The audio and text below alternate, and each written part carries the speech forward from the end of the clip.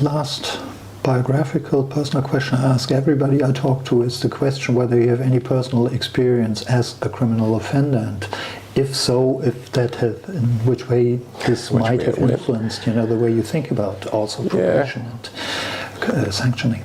I mean, there's a great American website, I don't know if you've come across it, called We Are All Criminals, where they invite people anonymously to disclose the things that they've done and not been prosecuted for. And it's a nice way of subverting the false dichotomy between so-called criminals and so-called law-abiding people. So I think, like almost everybody else, I've committed offences. The ones that come to mind are mostly traffic offences. So I've picked up a few speeding tickets in my time.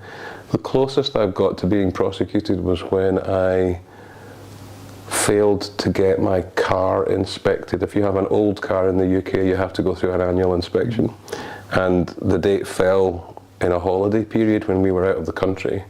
And very embarrassingly, we returned home. My wife was driving the car and a truck hit her. And when we were invited to present our documents to the police to pursue the case, we discovered that the certification on our vehicle was out of date. So I was then charged with causing my wife to drive without a MOT certificate, as it's called. And that's a criminal offence? Yeah, it is potentially a criminal offence. She was charged with driving without an MOT. She still hasn't forgiven me.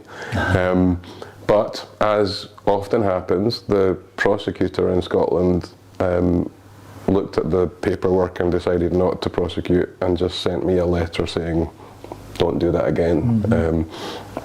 Probably because I had no previous convictions and would have looked on paper like the sort of respectable middle class person that doesn't usually get prosecuted. So I escaped by virtue of my privilege, I would say.